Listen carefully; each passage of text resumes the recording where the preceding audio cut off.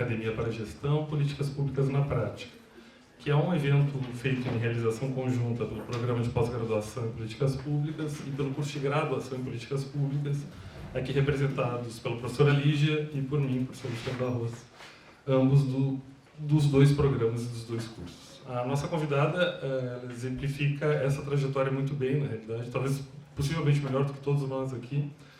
A atual secretária de Planejamento, Orçamento e Gestão do Rio Grande do Sul, Leani Lemos, antes de ser a secretária do nosso estado, ocupou o mesmo cargo no governo do Distrito Federal e antes disso ainda foi servidora de carreira do Senado Federal desde 1993, onde atuou no assessoramento e chefia de gabinete de alguns senadores conhecidos de nós, como Darcy Ribeiro, Cristóvão Buarque, Roberto Freire. Por favor, me corrija, Leani, se eu falei alguma coisa errada. Ainda está certo. Tá, ainda está certo, então tá bom, dá nota depois, tá?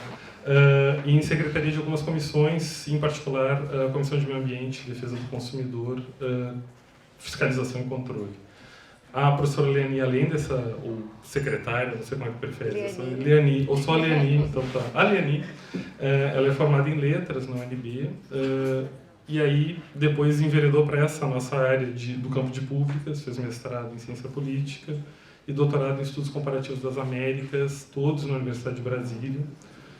Durante o doutorado ela foi Congressional Fellow da Fulbright e da American Political Science Association e como parte desse período de estágio por lá, elaborou tese intitulada Controle Legislativo em Democracias Presidencialistas, Brasil e Estados Unidos em Perspectiva Comparada, que foi agraciado com o prêmio de melhor tese de doutorado pela Associação Latino-Americana de Ciência Política, recebeu menção honrosa do prêmio CAPES de Teses. Depois disso, como não era suficiente, fez pós-doutorado em Princeton e Oxford, foi coordenadora adjunta da área de Ciência Política e Relações Internacionais na CAPES. Do André, era adjunta do André. Do André, então tá. Do professor André Marenco. Tá. Tem 2 livros, mais de 2 dezenas de artigos, capítulos de livros no Brasil e no exterior. Foi professora colaboradora no IPOL da UNB e desde 2017 no IDP, Instituto de Direito Público na Universidade de Brasília. Em nome de todos nós, Leani, muito obrigado pela tua presença.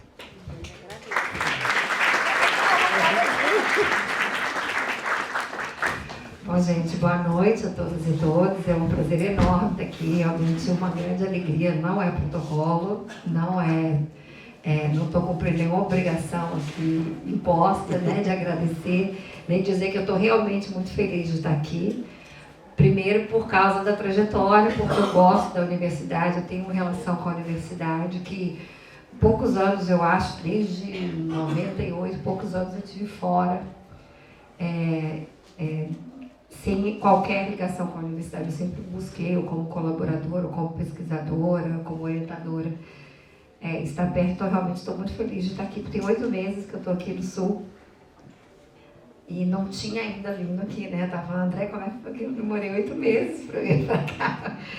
Mas então realmente é uma felicidade muito grande pelo ambiente que é a universidade, né? Por ver essa quantidade de jovens, pessoas aqui que estão estudando, estão se preparando para entrar no mercado de trabalho e poder conversar um pouco, falar um pouco sobre trajetória e sobre uma conversa informal, né? Uma troca aqui de ideias com vocês. Então, isso realmente é uma alegria muito grande. E estar com a convite do André, de que eu fui, né, adjunta na coordenação. Não cheguei nem a completar os 3 anos, né, André? Porque eu acho que foi quando eu fui para o Distrito Federal assumir a Secretaria de Planejamento. Eu acho que eu fiquei 1 ano e meio. 3 anos, foi inclusive concluíste a avaliação trienal de 2013. Foi, de 13 eu concluí, isso aí, 14 que eu saí, isso mesmo. 15, eu acho, 15 que saíste. Foi, em janeiro de 15, né? É assim, Isso é um planejamento falando, hein, gente? Imagina o resto. Mas é uma grande alegria, porque a gente é colega, né? A gente é amigo, se conhece há tanto tempo. E nunca imaginei que fosse vir morar aqui em Porto Alegre. E já tinha uma relação com o Rio Grande, tá vendo? A gente já tinha, né, uma relação. E agradecer, então, estar aqui ao lado da Lígia, do Luciano, para essa fala sobre trajetória, né? E quando o André me convidou, assim, a gente trocou uma ideia sobre o que falar hoje, eles propôs, e eu achei que seria muito bom, achei interessante falar dessa coisa, de como é que você tem uma vida acadêmica e vai e vai para a universidade. Só fazer um survey aqui. Quem é aluno da graduação aqui na sala? Então, deve ter quantos mestrado e doutorado a gente tem? Pós? Tá. A minoria, como sempre, né? Que é mesmo da estrutura. Todos de política pública. Quem é da graduação é de política pública. Legal.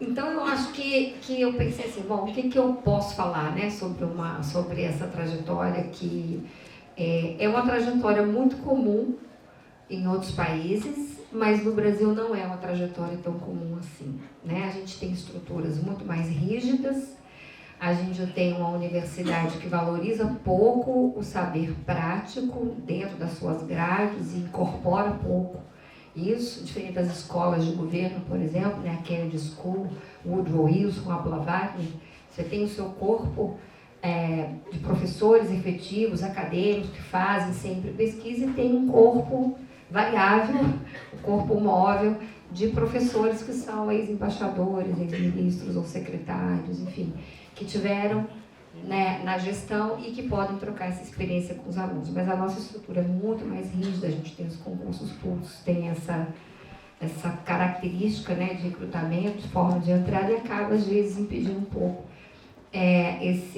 essa proximidade. Então, a gente tem uma universidade que valoriza pouco, eu acho que isso com os mestrados profissionais começa a mudar, mas ainda devagar, né? Alguns programas, algumas universidades privadas, PUC, FGV, que conseguem fazer com mais flexibilidade fazer essa junção. E, ao mesmo tempo, a gente tem, no setor público, as pessoas como costumam olhar assim, tá fazendo mestrado, doutorado? Você não gosta de trabalhar, né? Quer ficar 7 anos estudando, 2 anos de mestrado. Então, não tem a mesma valorização também, talvez porque a gente não tenha tantos doutores, tantos programas, e isso é uma coisa que talvez vá mudar ao longo do tempo, mas não tem tantos doutores, mestres, pessoas mais treinadas em metodologia, por exemplo, que são incorporadas facilmente na administração, né? Então, acaba que você não tem tantos servidores assim, você não cria uma cultura e ficam meio 2 mundos separados. Mas é uma trajetória muito comum fora, né? Na Inglaterra, muito comum, nos Estados Unidos, muito comum. E aqui, cada vez mais, pelo menos com mestrado, a gente tem visto mais servidores, né? E na trajetória, que acabou sendo, vocês conhecem o termo em inglês, serendipity, né? Quer dizer, talvez acaso, um pouco, traz a ideia de as coisas vão acontecendo e vão se encaixando mais ou menos por acaso, e você chega, às vezes, num resultado que não era o que você tinha planejado. Eu nunca planejei ser secretária de planejamento, né? Como o Luciano lembrou, sou formada em letras, tradução e especialidade é Shakespeare. Drama, né? Drama, é o que eu disse na seleção para o mestrado em ciência política.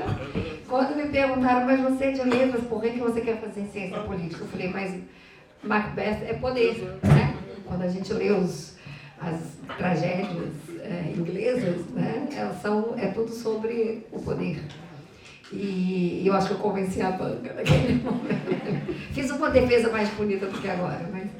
Então, não tinha muito um plano de trabalhar no poder executivo.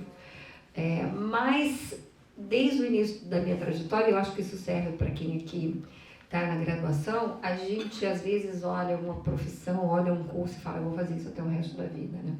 60% das pessoas, dos jovens, não trabalham naquilo em que elas se graduaram. Então, muito mais importante é você ter uma boa formação, né? É aproveitar esse momento que vocês estão aqui, aprenderem o máximo possível, para depois transportar isso para onde quer que você se encaixe. Eu vejo um curso como política pública, ou ciência política, ciências sociais em geral, dá um arsenal, assim, um conjunto de ferramentas para vocês, que vocês depois vão poder especializar e transitar, e o mundo daqui para frente é mais rápido e mais dinâmico do que foi na minha trajetória, que é 30 anos para trás. Os próximos 30 anos vão ser muito diferentes.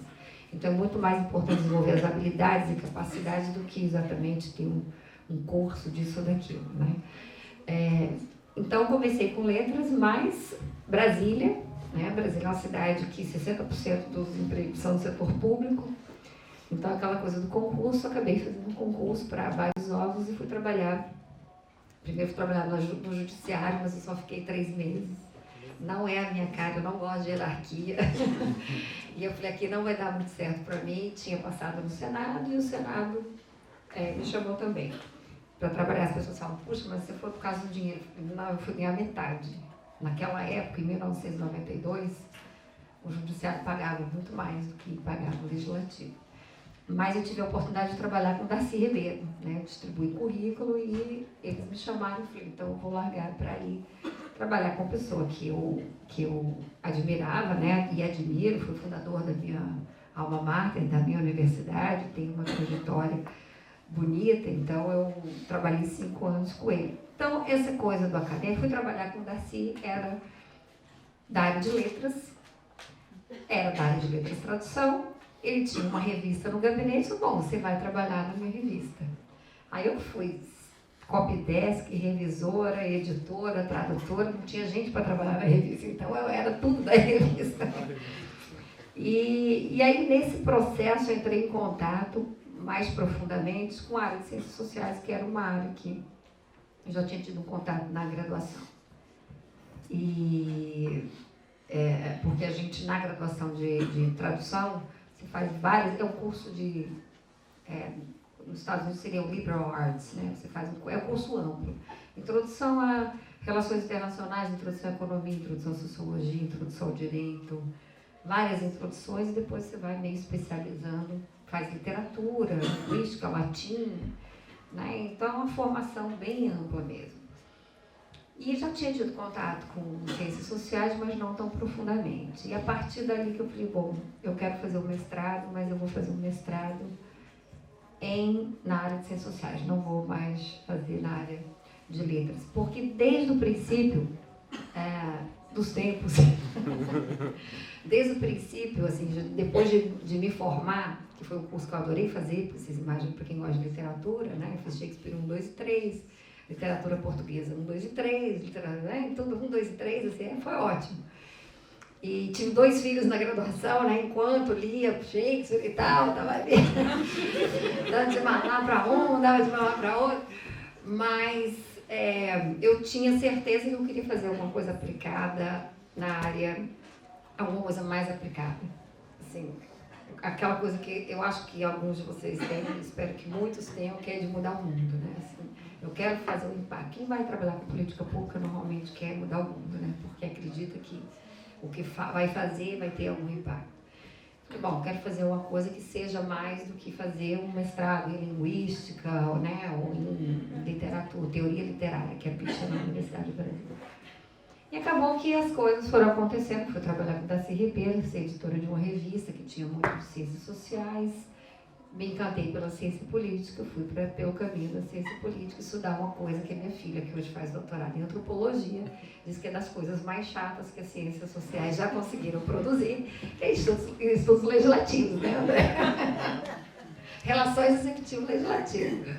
Então, ela estuda música, ela estuda etnomusicologia, então é muito melhor do que estudos legislativos. Vamos combinar que ela tem razão. Então, fui para a área de ciência política e aí, instituições, fiz doutorado também nessa área e, ao mesmo tempo, tive uma carreira burocrática. Então, eu digo que eu sempre tive uma vida anfíbia, né? Assim, um pouco na terra, um pouco na água, saí um pouquinho mais para a água, saí um pouco mais para a terra e fui coordenando isso ao longo de 15 anos, mais ou menos, né? Até voltar do meu pós-doc, voltei em 2011, conheci um senador que era presidente da Comissão de Fiscalização e Controle do Meio Ambiente, que era o Rodrigo Holliver. Fui secretária da comissão, depois chefe de gabinete dele no Senado, foi eleito governador e ele que me puxou para trabalhar com ele como secretária de planejamento. E um dos primórdios lá do Senado, no meio da década de 90, eu comecei a estudar finanças e orçamento, porque o Congresso, né, a gente que estuda legislativo, a gente é um dos dilemas, né, dos nossos parlamentares, é que é muito difícil se especializar e você decide de parafuso avião, né, educação, saúde, segurança, acordos nucleares, tudo passa ali, eles têm que avaliar. Então a especialização é algo muito raro, é mais comum naqueles que têm mais tempo no legislativo, ou que já entram com a bagagem de fora. Mas eu tinha começado a estudar orçamento lá atrás, em 1995, 96, porque tem a lei orçamentária anual, que é aprovada pelo Congresso, e eu precisava assessorar, então, aquelas coisas que eu aprendi, sem saber que um dia ia ser quase minha profissão, inclusive há 5 anos, né, tenho me dedicado bastante a finanças públicas. Mas algo que eu lá atrás aprendi. Então, se alguém quiser ensinar uma coisa para vocês que vocês acham que não vai ser útil no futuro, aprendam. Pode ser que ela se torne a sua principal ocupação em 20 anos. Então, teve sempre essa característica um pouco de estar na academia com uma curiosidade, querendo ter um impacto, né, no setor público, e estar no setor público, mas não estar satisfeita também com aquilo que muitas vezes o setor público oferece, que pouco espaço para criação, pouco espaço para reflexão. As pessoas trabalham muito, mas nem sempre rendem aquilo que elas trabalham, então gera uma grande frustração, porque muitas decisões não são controladas, né, pelos indivíduos. Às vezes é diferente na universidade, onde você é mais dono, na vida acadêmica você é mais dono da sua carreira, você constrói mais a sua carreira. No setor público não, né? Depende muito de equipes, de patrocínio superior, de governos, então gera muita frustração. E uma forma talvez de eu lidar com essa frustração das coisas que eu não conseguia controlar era me dedicando à pesquisa, à vida acadêmica, né? A formação e depois a pesquisa. Mas o que eu acho que talvez seja mais importante trazer aqui para vocês, eu fiquei pensando, né, o que é que seria mais relevante. Eu acho que é pensar um pouco assim, o que é que eu trouxe para a gestão que veio da academia? O que é que faz a diferença, né, de uma trajetória de alguém que constrói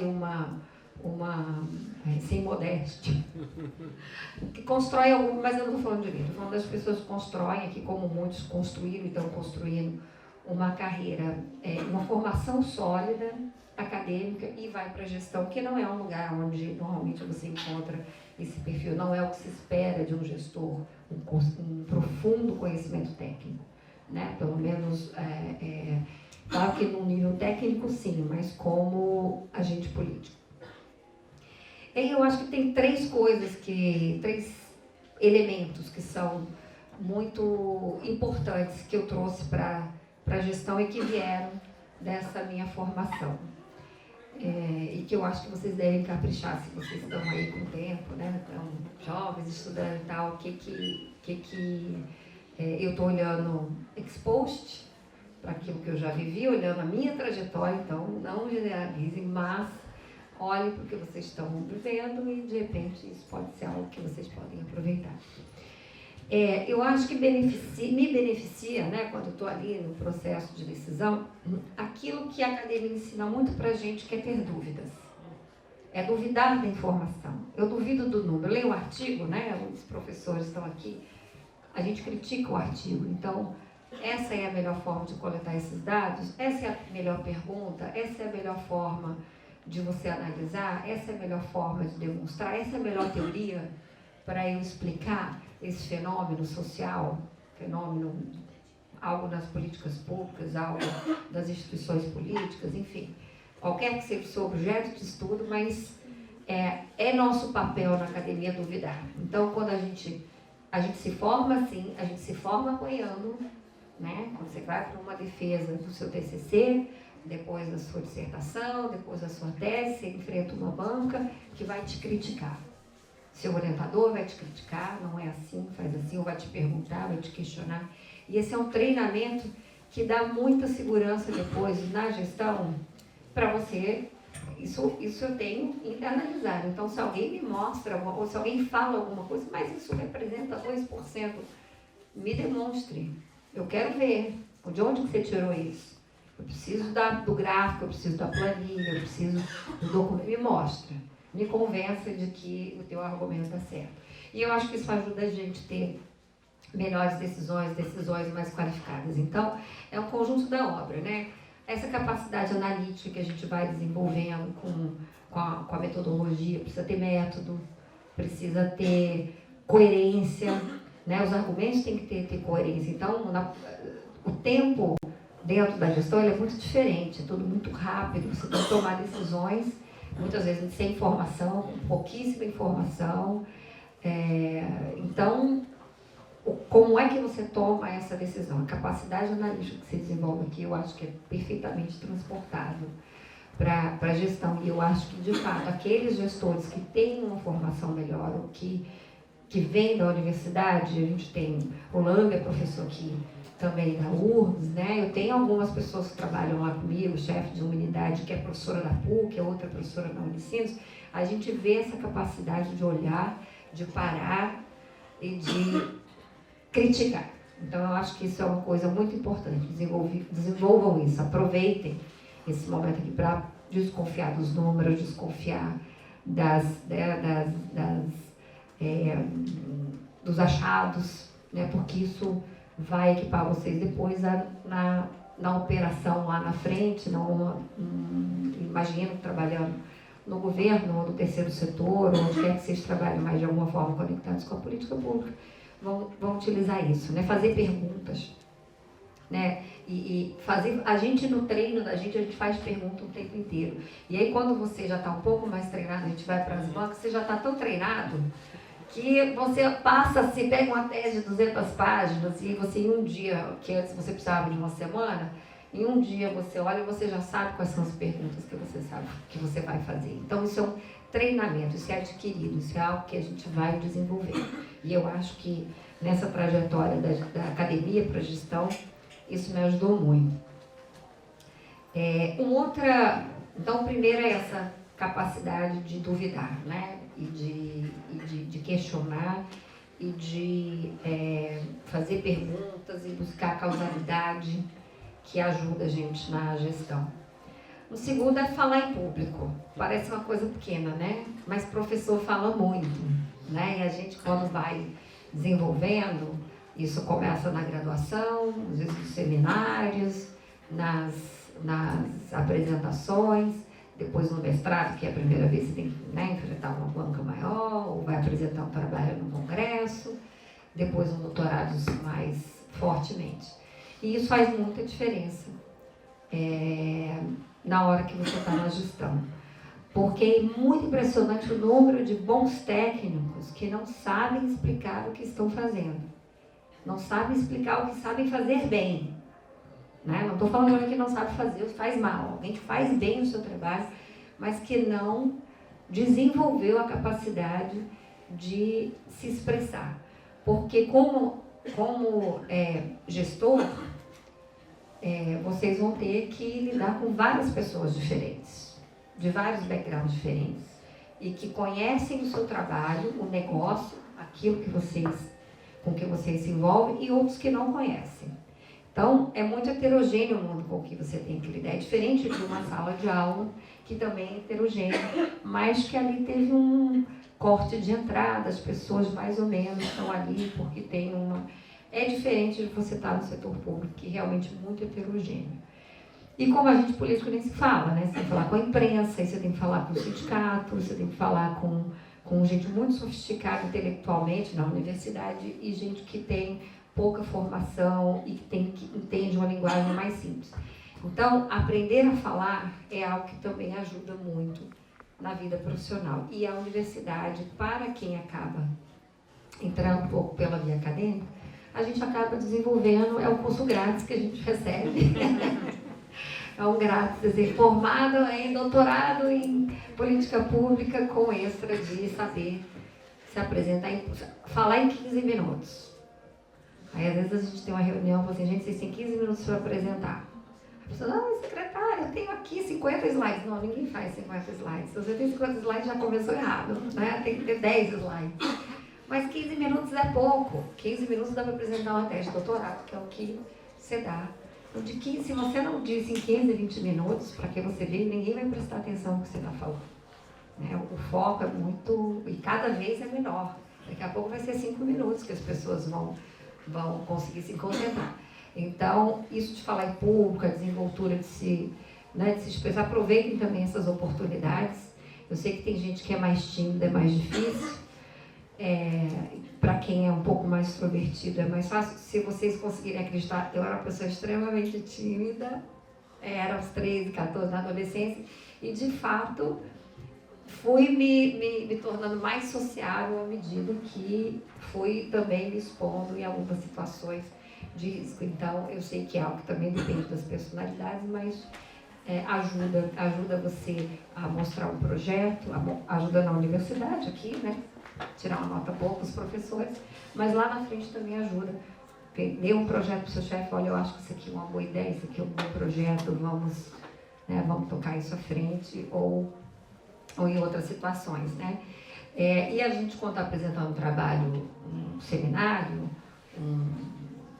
seja na graduação, mais na frente, ou em congressos, uma coisa que a gente aprende também é olhar para o público, né? E um pouco sentir se as pessoas estão prestando atenção ou não, se estão dormindo, se estão olhando no celular, estou de olho aqui, todo mundo. E isso também ajuda do lado de lá, quando você atravessa a ponte, ter um pouco desse controle do ambiente, né? Que é algo que eu acho que a academia ajuda muito. E o terceiro ponto, que eu acho que eu misturei aqui, no terceiro, 3 e 4. Um orientador me diria para separar, mas tudo bem, eu vou dizer todos outros. A gente faz redes, né, gente? E redes é tudo. Networking, amigos. Os amigos são super importantes para muitas coisas, mas também são redes. Os colegas são redes. Os colegas de trabalho são redes, os colegas da faculdade são redes. E quando você migra de um mundo para outro, você dobra o seu mundo, né? Então, eu tenho uma rede no setor público, o governador já deve dizer, você conhece todo mundo? Eu falei, eu tenho 30 anos falando com um monte de gente, eu tenho que conhecer, né? Porque 30 anos usando para lá e para cá, em Brasília, no governo federal, no Senado, enfim, você acaba na universidade, né? Então, o mundo acaba sendo muito pequeno, porque infelizmente a gente, né, tem tantas barreiras de entrada e tantas dificuldades que nós somos muito privilegiados. Então, esse mundo vai se encontrando. Mas eu fiz uma rede na universidade e no mundo acadêmico que me ajuda no seguinte sentido, inclusive de pensar, né? De pensar a gestão. Então, você tem pessoas que você conhece, por isso eu estou aqui hoje, porque eu tenho uma rede acadêmica e uma rede também na gestão. E tem momentos que esses mundos se encontram, né? Então, eu acho que um diferencial como secretária é que, além de ser uma pessoa que conhece da gestão, que tem experiência de gestão, também conhece do outro lado, que é um mundo que tem mais tempo, que reflete mais, né? Que produz pesquisa. A pesquisa, eu vi uma vez uma palestra, e eu não sei se é verdade, estou só repetindo o que eu ouvi, também é muito pouco científico, mas da Anna Maria Slaughter, não sei se vocês sabem quem é, que trabalha com relações internacionais, ela é professora de Princeton. E ela saiu 3 anos, a Universidade de Princeton, eles dão 3 anos de licença para trabalhar no governo, dependendo do nível, né, do cargo, e depois tem que voltar, senão é mandado embora, mas eles dão licença de 3 anos. E ela foi trabalhar com a Hillary Clinton. Trabalhou 3 anos quando a Hillary estava no Departamento de Estado. E eu vi uma palestra dela e ela diz assim, demora 10 anos, eu chegava nas reuniões lá e as pessoas estavam discutindo coisas e falavam, gente, mas isso aqui tem papers de 10 anos atrás que explica isso. Então o gap é muito grande entre o que é produzido na universidade, em termos de conhecimento, até ele chegar lá, demorou 10 anos. E aí quando chegar já está ultrapassado. Uma forma de reduzir esse caminho são os think tanks, né? Então, quando você tem esses institutos de pesquisa, porque é mais aplicado, traduz aquilo lá para notas executivas, algo que é mais simples. Mas a gente não tem muito disso, né? A IPEA faz um pouco isso, alguns programas são mais aplicados e fazem, mas em geral se demora para chegar. Então, quando você coloca alguém que é da universidade dentro, você curta esse tempo, né, de aproveitamento do que é produzido. Eu hoje não produzo mais, eu tenho uns 3, 4 anos, o meu último artigo, acho que 2015, né, não tive mais como fazer pesquisa. Mas ainda assino algumas, então ainda recebo, dou aquela folhadinha entre 3 e 4 da manhã, o que você está fazendo, né? Então, dá aquela olhada lá. Então, você mais ou menos sabe como que é a discussão e para onde a discussão está indo. Coisa que quem está na gestão também dificilmente faz. Dificilmente olha para a pesquisa, porque acha que não é aplicável, né? Então, eu acho que esse terceiro elemento, que é o de construção de redes e de trazer uma pesquisa up-to-date, né, algo mais atual para dentro do governo, eu acho que isso é muito importante. Além, claro, da questão reputacional, né? Quando o governador me chamou para vir para cá, para o Rio Grande, ele já tinha anunciado o Marco Aurélio, que é o secretário de Fazenda, que é do Rio de Janeiro, né? Aí ele falou, olha, eu vou ter que esperar uns dias para te anunciar.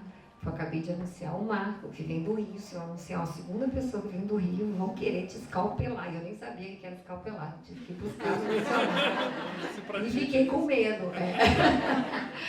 Eu falei, não, governador, tudo bem, vou te anunciar com alguém gaúcho, para acalmar o pessoal, senão vão achar que, né? Mas quando anunciaram, e é natural isso, né, de ter algum tipo de resistência, de que depois eu acho que se desfez, mas tem um fator reputacional, autoridade, né, que o Weber falava, autoridade técnica, uma legitimidade que tem a universidade. Então quem é a secretária? Eliane foi secretária de planejamento.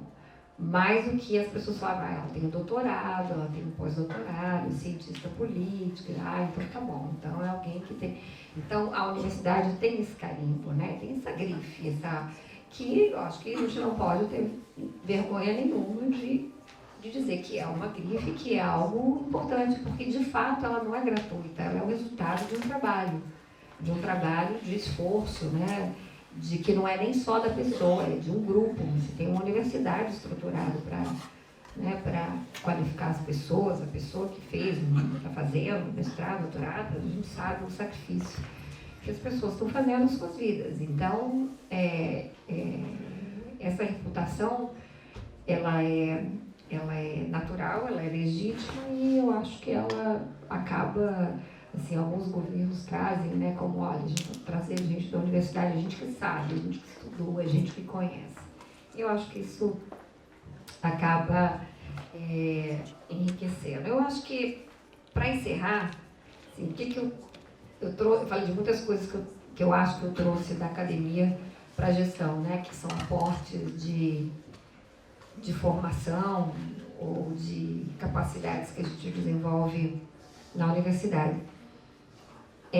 Mas hoje eu acho também que, voltando para a universidade, eu sempre volto, né? Assim, eu agora estou como professora associada lá do IDP, estou dando um curso de 30 horas, agora no segundo semestre, no sábado.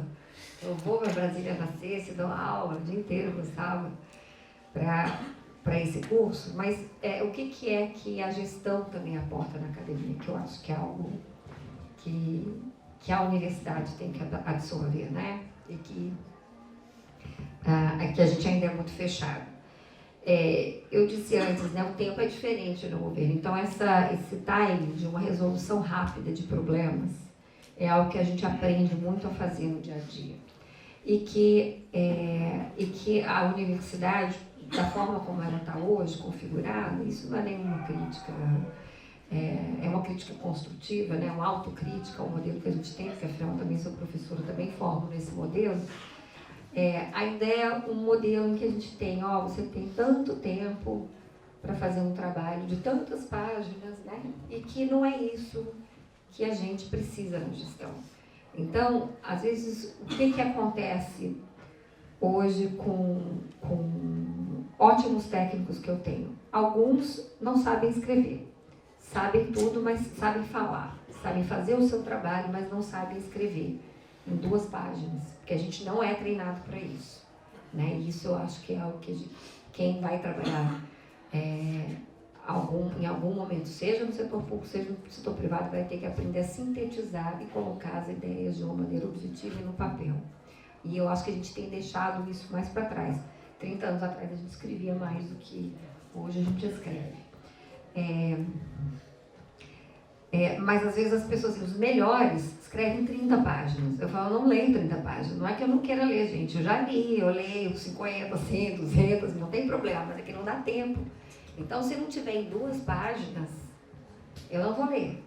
Então, não adianta me trazer aqui uma nota técnica, que serve até para o Ministério Público lá para responder o questionamento. Quanto mais páginas, melhor. Eles adoram páginas. Então, vamos mandar 100 páginas para o Ministério Público explicando por que a acessibilidade do prédio não é como deveria ser. Mas eu não vou ler 100 páginas, então vamos colocar em 2. Então, é esse tempo diferente, essa resolução rápida que a gente aprende na gestão e que eu acho que pode, de alguma forma, ser...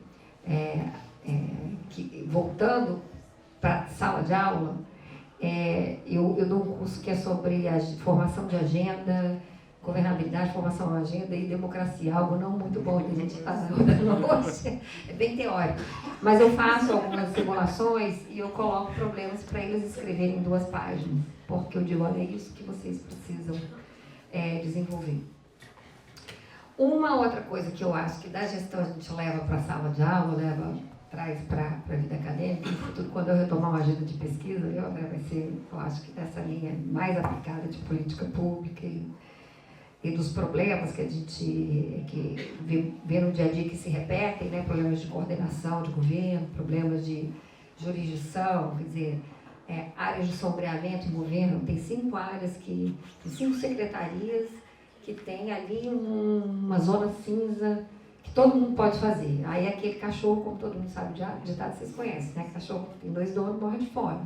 Aí você tem lá um monte de secretaria que cuida daquela, que tem que fazer aquilo e ninguém faz, porque todo mundo tem que fazer, não está claro quem faz o quê. Então, tem um segundo... Bom, primeiro eu falei que essa resolução rápida de problemas. O segundo é o senso de realidade. É tão impactante o que você faz que não dá tempo de ter premissa. Né? Porque na teoria você assume as suas se, não é assim que a gente faz as nossas hipóteses. Então a gente assume premissas para poder fazer um trabalho, seja na formação, né, se a gente estiver desenhando uma política pública, avaliando uma política pública, a gente tem, no dia a dia não dá tempo para ter premissa. Então é um senso de realidade muito forte e que eu acho que a gente tem que construir alguma forma, sabe, de ter uma ponte, porque na universidade a gente tem cérebro, a gente tem massa crítica, a gente tem gente que conhece, que tem a teoria, tem alunos sendo formados, gente que quer fazer, gente que quer aprender, mas que não tem esse senso de realidade, que eu não tinha antes de ir para o executivo. E olha que eu estou há 26 anos no setor público, mas eu estava no legislativo, então eu estava também lá, vamos fazer uma lei assim, uma norma assim, um orçamento assim. Quando você chega lá na ponta para implementar, aí todas as dificuldades aparecem, né? Desde o licenciamento ambiental, a licença de operação, é o orçamento que falta, é a chuva que vem, não deixa você gastar o dinheiro que tem, porque não dá para recompor estrada em época de chuva, por aí vai. Então, esse senso de realidade, eu acho que é algo que hoje eu trago muito para a sala de aula. E por último, mas não menos importante, é o impacto, né? A gente vê trabalhando no executivo, e é isso que me fez ficar, né? Porque uma coisa é você ir para a administração, a outra é você ficar na administração. Eu fui em final de 2014 e já estou há 5 anos, 4 no DF, 1 ano aqui. Vou fazer um ano. Eu acho que eu vou fazer 1 ano, né, gente? Já foi em agosto. Acho que eu não me manda para casa de janeiro, não. Mas é esse impacto que a gente consegue ver na vida das pessoas, né? 4 anos que eu tive lá no Distrito Federal, a gente pegou uma situação muito difícil. O governo anterior tinha dado um aumento para 32 categorias, sem espaço fiscal, não tinha como dar conceder esse aumento. A história é parecida aqui com o do Rio Grande também. Então a gente entrou, não tinha espaço, suspende aumento. Então teve 32 greves, teve todos os tipos de problemas, mas a gente acabou entregando tudo arrumadinho para salários em dia. A gente até usava muito o Rio Grande. Dizia, vocês querem que ficar igual ao Rio Grande do Sul? Todo mundo lá está parcelando salário 5 vezes. Aqui a gente está pagando no mês anterior, entendeu? Então foi assim, um trabalho de ajuste que foi feito, que deu certo. Uma história assim, foi publicado agora o Boletim de Finanças do Tesouro Nacional, que consolida todas as informações dos estados e municípios. E o DF ficou como segundo estado de melhor resultado, né? Então, foi um bom resultado. Mas mais do que isso, foi estar na área de planejamento e poder, na época de escassez, porque mais do que... Assim, o ajuste é uma coisa meio complicada, você está sempre tentando reduzir. E o que fica é muito pouco, e se gasta mal, se gasta sem se saber o real impacto daquilo, se gasta um pouco por inércia. Os programas que existem vão sendo reproduzidos nos anos seguintes, não ter feito uma avaliação, às vezes até feita alguma avaliação, mas tem impacto político, cancelamento de programa, então se cancela e não se cria um outro que daria um impacto maior, às vezes por variáveis políticas e não variáveis, né, técnicas.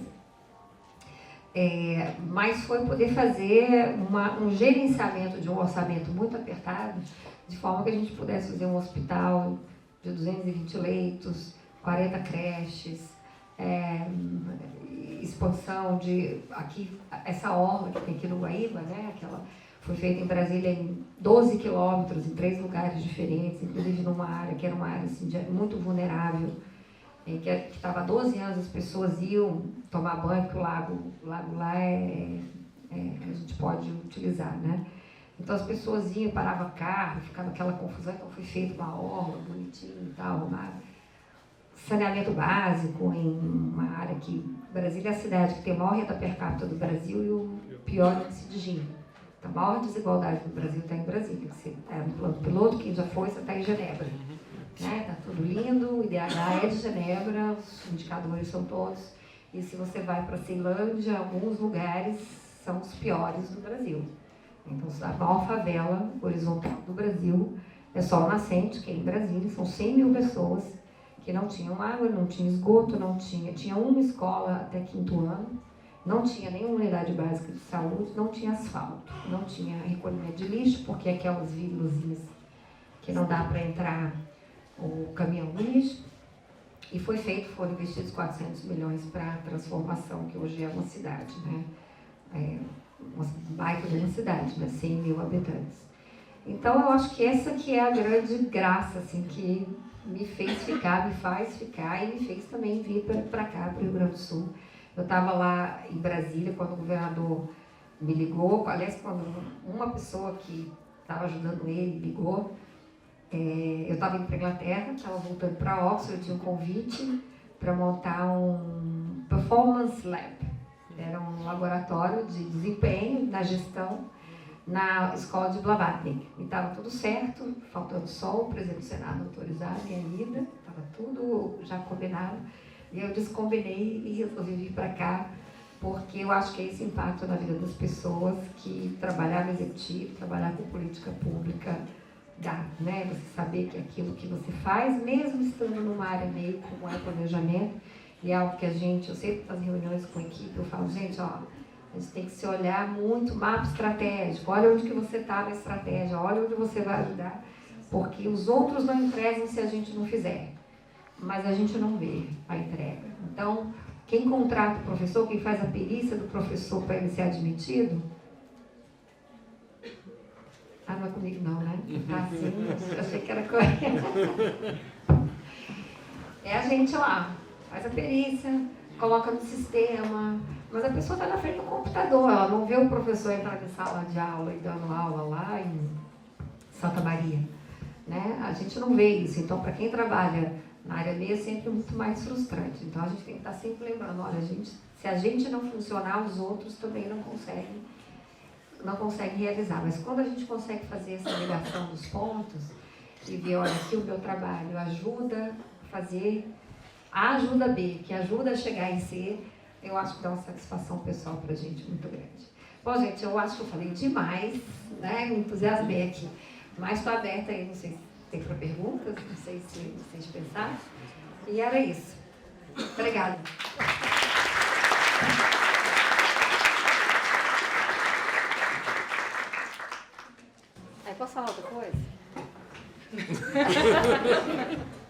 É porque eu olhei, vi tantas meninas na sala. Acho que já falei. E eu tenho muito orgulho também de ser a primeira secretária de planejamento do Rio Grande do Sul. Tem 50 anos de secretaria que foi comemoramos essa semana. Fui a primeira em Brasília e a primeira no Rio Grande do Sul. Estou vendo muitas mulheres aqui que podem ser secretárias de planejamento. E homens também. Não, é fechado. Muito obrigado, Leni. Agora a gente passa então para uma rodada de perguntas, respostas, enfim. A Lígia, não sei qual é, vou te passar para a bolsista de luxo. Assim.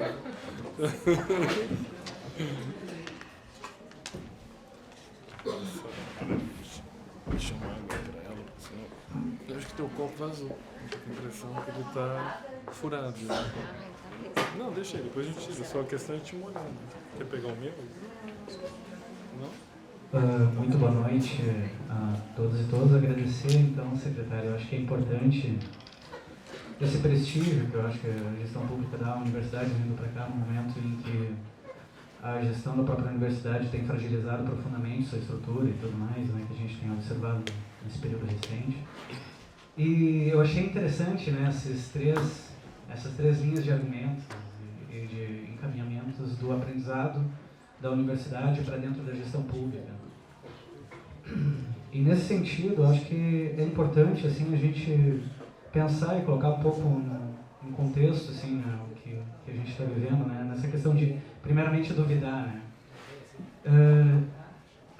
A gente tem esse espírito de dúvida, né, mas eu acho que também, paralelamente, a gente tem observado um processo profundo de, diria, negacionismo de muitas questões que a gente discute no espaço de universidade, no espaço de construção e do fazer da ciência, do conhecimento como um todo, e que mesmo em muitos casos, né, como a gente tem visto, excelentes comunicadores, né, que têm uma capacidade de se colocar muito bem, não se fazem ouvir, né, inclusive são jogados por um processo de uma vala comum, no processo de condução dos seus discursos, né, com evidências científicas, baseado em circunstâncias muito claras quanto a isso. Né. E acaba que muitas vezes as redes consolidadas, né, que é o último elemento, acabam se tornando ilhas, né, em que os sujeitos intelectuais acabam falando para si mesmos, né, e a gente acaba não conseguindo romper. Eu não sei se a primeira pergunta é se de fato tu reconhece esse ambiente hostil que está sendo consolidado e que daí bota em jogo a universidade como uma grife, né? Não sei se a gente está vivendo de fato nesse momento, né, no contexto brasileiro, como um todo, uma universidade como uma grife de fato. E, bom, qual é a expectativa, né, se existe alguma expectativa que a gente consiga romper, qual seria nosso papel, né, como acadêmico nesse sentido, daqui para frente, num ambiente que pode estar parecendo um pouco hostil à ciência, hostil à produção do conhecimento. Boa noite. Primeiro, então, também muito obrigada pela explanação. A senhora mencionou acerca do processo de tomada de decisão sobre os problemas públicos, que muitas vezes há falta de informações, né? Eu queria que tu explanasse um pouquinho, considerando que aqui no estado do Rio Grande do Sul a gente teve a extinção da FEE, né? Que, enfim, tiveram muitas pesquisas interrompidas, e como isso acarreta para o processo de tomada de decisão de políticas públicas mesmo, né? Como a senhora, enquanto gestora, e também enquanto cientista, consegue ver perceber essa contradição e tendo que lidar com ela na prática, assim. Obrigada.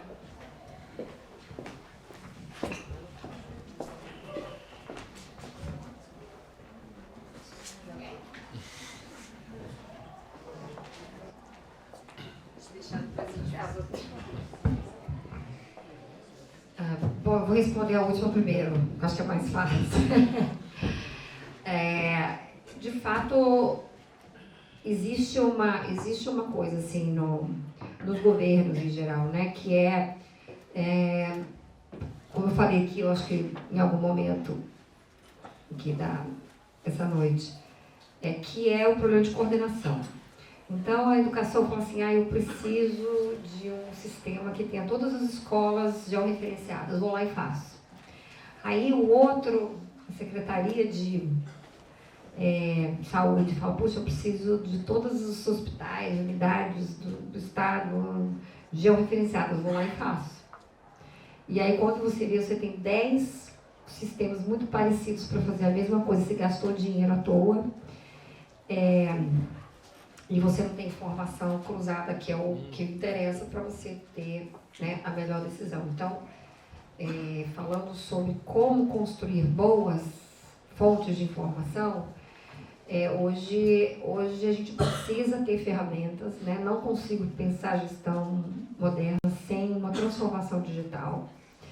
E para isso também precisa de investimento, precisa de dinheiro, né? Você precisa desenvolver sistemas, você precisa ter gente, assessoria técnica, assistência técnica para desenvolver, você precisa, às vezes, algum consultor. A gente está conversando, por exemplo, com o Banco Mundial e com o PNUD, para ver se eles ajudam a gente nessa construção. Então, isso precisa ser feito. E para isso você precisa superar barreiras entre secretarias, né, que são espaços de poder também. Então, eu não quero aqui o meu sistema, porque o meu sistema eu mudo quando eu quero e tenho a informação que eu quero. Então, hoje não é nem se a qualidade da informação que você tem informação pulverizada, e algumas de boa qualidade, outras de menos qualidade variável, e que você não tem o Big Data, você não tem, né, ela conjunta para você poder tomar as melhores decisões. Então, eu acho que o ponto é você ter boas informações, bons dados. Outro é ter boas análises, porque só o dado também não te diz muita coisa. Se eu tenho dado, e agora? O que eu faço, né? Então, para isso você precisa ter massa crítica. E aí a gente chega na FEE. A FEE, eu acho que deu uma contribuição enorme ao Estado. Eu já conhecia a FEE antes de vir para cá, né, de alguns trabalhos e também de reputação. Vários estados, tem 13 estados, na verdade, tem instituições mais autônomas que produzem indicadores, e outros 13 estados têm dentro de secretarias. Então a FEE, ela foi extinta, mas ela foi incorporada à Secretaria de Planejamento. Eu tive essa sorte. Eu cheguei lá porque virou um departamento. E hoje a gente tem, essas pessoas já sido pulverizadas, né? Hoje elas estão retornando para o departamento. Nós já temos 30 pesquisadores lá dentro. 3 vezes o tamanho do ICIP, do IPES do Ceará, tem 9 pesquisadores, e que fez a revolução na educação do Ceará, foi feito pelo IPES, todo o cálculo de mudança de ICMS. A gente trouxe aqui 2 semanas atrás para o workshop lá dentro, de onde hoje funciona o departamento, né? Agora é DE, que é o Departamento de Economia e Estatística.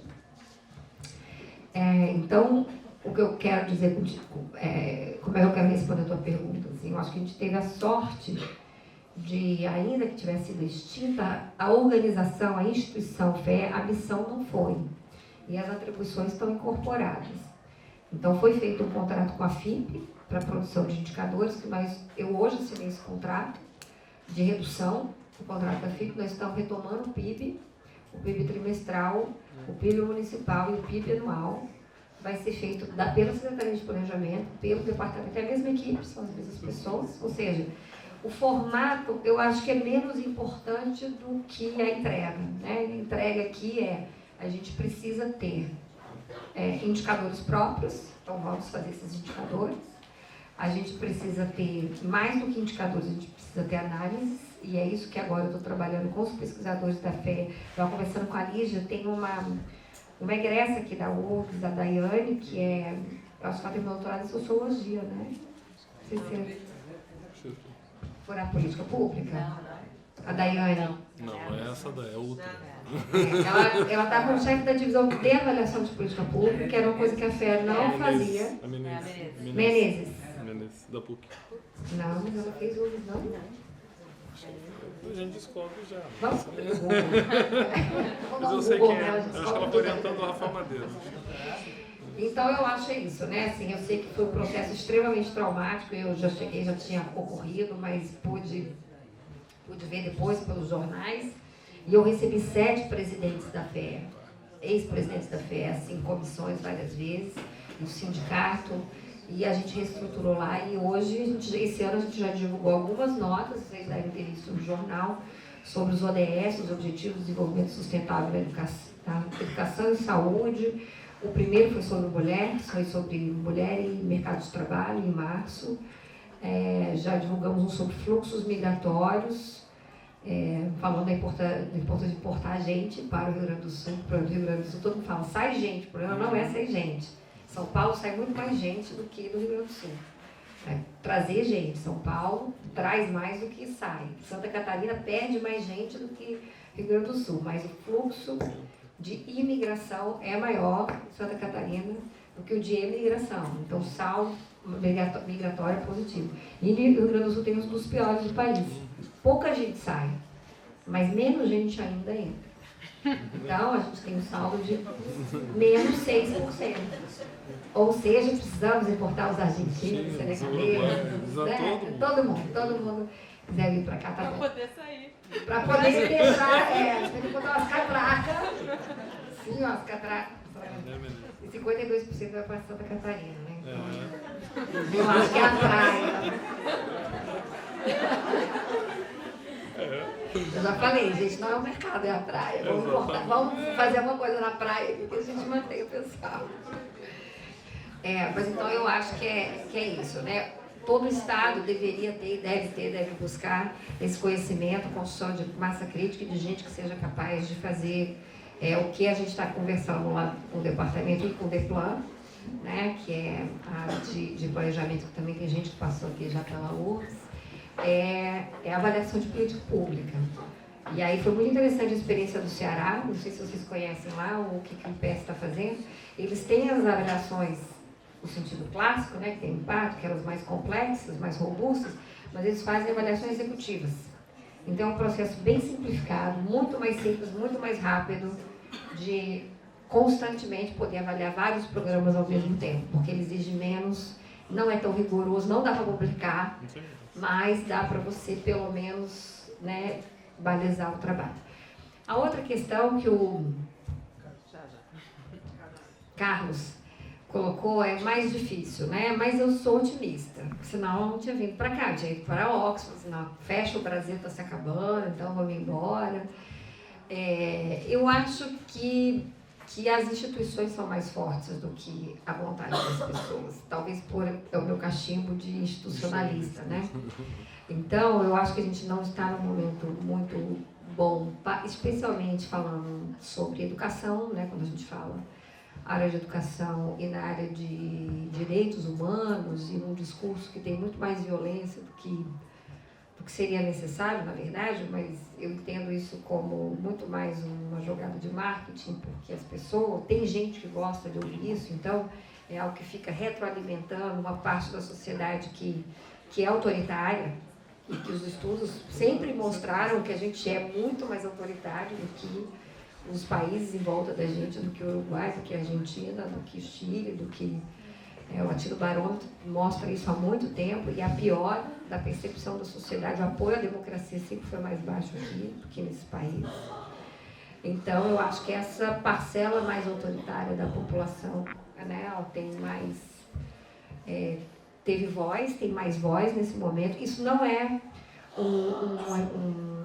um evento Brasil, isso está acontecendo no mundo inteiro. Você abriu o Freedom House, ou Quality of Democracy, pelo menos 3, 4 anos, tem piorado a democracia em volta do mundo, tem diminuído o número de países que são razoavelmente democráticos ou democráticos. Então, a gente está nesse momento, né? Mas eu acho que também existe uma capacidade das instituições, né? A universidade, eu não sei, eu acho, quero crer que não vai ser agora, neste momento, de uma hora para outra, que isso tudo vai cessar. Então, a gente tem também massa crítica, a gente tem pessoas aí que se colocam contra essas posturas, né, mais violentas, vamos dizer assim, ou eu gosto de menos esclarecidas, né, porque às vezes algumas coisas que aparecem na área de direitos humanos, eu falo, gente, isso não é nada liberal. E a agenda do governo econômica é liberal, e eu não estou criticando porque é a agenda que eu defendo, inclusive, eu sou social-democrata, eu defendo livre mercado regulado com provisão de bons serviços públicos que garantam maior acesso, melhor qualidade. Isso é assim, disclaimer, né? É como eu vejo que é a melhor forma de organizar o mundo. Eu sei que nessa sala certamente tem gente que pensa, que bom, né? Gente que pensa diferente de mim. Mas tem uma parte da agenda do governo que eu, inclusive, apoio, reforma da Previdência, que o Estado é o Estado que tem a pior situação de Previdência do país. Assim, o déficit em relação à receita corrente líquida é a pior. A gente tem 1,63 servidor inativo para cada ativo, uma média de idade de aposentadoria de 45 anos para brigadas, se for mulher, 48 se for homem, 51, 52 para o restante. Eu vou fazer 50 anos, me acho super jovem, acho que dá para trabalhar tranquilamente mais 10 anos. E estou falando contra mim porque eu já tô em processo de aposentadoria. Em 2 anos eu aposentaria, já pagando pegragem, eu já tenho mais de 30, já tenho todas as condições para aposentar. E estou em fase de transição e eu acho que isso não está certo. Porque nós, servidores públicos, temos privilégios que as pessoas no mercado não têm. Uma delas é a estabilidade. Na crise que pegou 15, 16, 17, 18, quem aqui tem parente sabe, eu tenho 3 filhos, minha filha falando 5 línguas, morando em São Paulo, com mestrado na USP, eu não consegui emprego. Então, assim, o desemprego pegou o país de cheio. Quem é mais jovem, taxas maiores de desemprego. Então, a gente sabe que como é difícil. E o setor público, numa crise, os salários não são os melhores, existem, né, outras alternativas, mas tem também algumas vantagens. Então, tem uma pauta que eu até concordo, parcialmente, e não na forma, mas alguma coisa do conteúdo, mas uma outra que eu particularmente acho muito difícil e que eu espero que não avance, né? Que é uma pauta de redução de direitos, e eu não digo nem de redução de direitos, mas de fazer pouco das pessoas, né? Assim, uma pauta que diminui o direito das pessoas ou as preferências das pessoas. Então, eu acho que como libertária, eu acho que as pessoas têm que ter... A liberdade é o grande valor e elas têm que ter o direito a essa liberdade, o direito de serem diferentes, o direito de terem... Nós todos temos o direito de ter a vida que quisermos, sem que o Estado venha dizer se isso é certo ou se é errado, com quem eu caso, se eu deixo de casar ou não, isso não é problema do Estado. Então, eu acho que esse tipo de pauta tem sido negativa, mas está aí legitimada pelas urnas, vamos ver o que acontece daqui para frente. Eu não vou dizer que eu estou em alto exílio no Rio Grande do Sul, porque aqui não é outro país por enquanto, mas se tiver, eu já estou com o meu green card aqui, ó. Realmente não é um bom momento que a gente está vivendo, mas eu acho que eu não tenho medo pelas universidades, sinceramente. Sinceramente. Não sei se vocês aqui estão... Como é que vocês estão enxergando isso? Porque eu acho que tem uma força dentro das universidades que é própria da juventude, própria das pessoas que estão aqui, que têm vocação para estar aqui. Então, espero que isso está certo.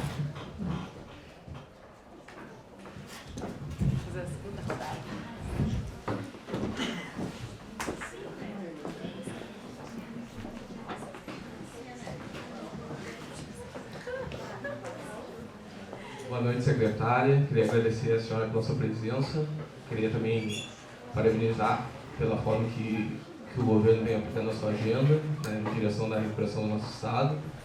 E a minha dúvida é referente, já que a senhora falou em instituições, né, toda essa polêmica que vem sendo feita nos últimos dias sobre a questão da LDO, né, a questão do congelamento de despesas, enfim.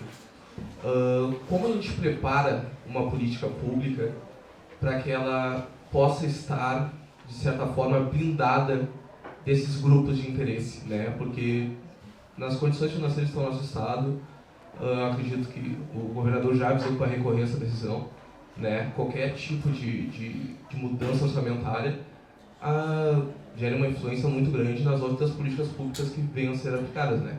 Então, vocês se preparam para essas eventualidades, esses fatores externos que podem acabar destruindo ou, de certa forma, atrapalhando os demais planejamentos para as outras áreas?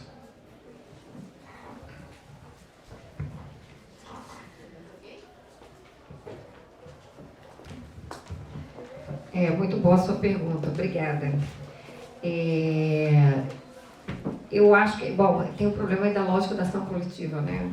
Você tem os organizados, ou aqueles que têm o poder de decidir, que vão decidir em torno de uma minoria que vai se apropriar de maior parte dos recursos, porque a maioria desorganizada, por ser desorganizada, não consegue, não vai fazer o contraponto, né? Porque quando a gente manda um LDO ajustado, a diferença que a gente está brigando aqui é uma bagatela de 250 milhões no orçamento do Rio Grande, um orçamento líquido, né? Que tem muito repasse para município, tem contagem dupla de Fundeb. Quando a gente fala orçamento real, aqui dá uns 45 bilhões. 30 bilhões é pessoal, quase 31 bilhões é despesa de pessoal, 11 bilhões custeio, e aí você tem um pouco de investimento, sendo que de 1 bilhão e pouco de investimento, metade é dos outros poderes. Né? Praticamente não tem investimento no Rio Grande do Sul. Isso já tem 4, 5 anos. Depois vocês me convidarem, eu faço uma só sobre o orçamento do Rio Grande do Sul, que eu acho que assim, mostrar a queda do investimento, ter uma apresentação já pronta, ótima. Fiz lá na Assembleia outro dia. Então, assim, o que é que a gente está falando? Né? O envio de uma lei de diretrizes orçamentárias que diz, bom, o orçamento do próximo ano, ele tem um déficit de 4,3 bilhões, logo não tem como você ampliar a sua despesa, porque você já está devendo, se você fizer o mesmo orçamento de 2019 para 2020, você vai terminar o ano devendo 4 bilhões e meio, praticamente. Então, qual que é o remédio? Não pode, o ideal seria reduzir, mas se você reduzir, você perde serviços, vai fechar a escola, vai fechar o hospital, não vai. Então, congela, isso já vai ter que ter alguma redução de serviço, de contratos, pelo menos, não de serviço, porque os contratos eles têm cláusulas de aluguel, todo ano reajusta pela inflação. Então, a inflação é 4%, se eu estou dando o mesmo orçamento para o ano que vem, eu estou dizendo que o meu orçamento vai ser 4% mais ou menos menor, ou mais porque o de pessoal ele cresce aí 3, 4% sem dar aumento, que é o crescimento vegetativo das vantagens automáticas, né, que existem no setor público. Então, a medida foi, bom, vamos primeiro mostrar o tamanho do déficit, porque até o ano passado se colocava uma receita extraordinária de 7 bilhões, recurso que não existe, então o orçamento fechava na LDO, ia com a meta superavitária, ou tipo, estamos no azul, né, tá tudo bem, e aí depois não cumprir a meta. Então a gente já mandou a meta que a gente vai almejar cumprir, que é um déficit de 4 bilhões e meio, e que até deve alterar agora, porque quando a gente encaminhou em abril, tinha um cenário para o próximo ano que já foi rebaixado por todas as agências, Boletim Focus do Banco Central, que a gente usa para fazer orçamento, previsão do IBGE, previsão do Ministério da Economia, então a gente deve ter um déficit ainda maior no próximo ano.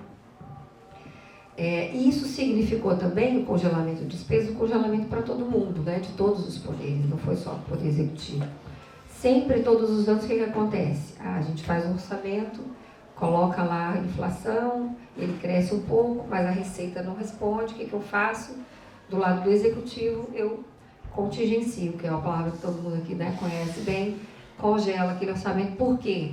Porque eu não tenho receita para cumprir o fluxo. No caso das universidades federais, no caso do Rio Federal, é diferente, porque você pode financiar a dívida. Se você fizer, você vende título, é possível você financiar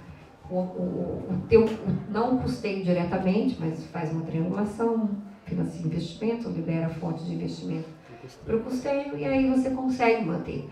Os estados não têm como financiar a dívida, não tem como você dizer assim, vou vender título, não tem mais, acabaram nos anos 90. Então, o que acontece com o estado é que ele não tem fonte de fazer déficit. Se ele faz déficit, significa default. Ou ele deixa de pagar o servidor, ou ele deixa de pagar o fornecedor. Ou ele deixa de pagar um pouco os dois, que é um pouco o que está acontecendo.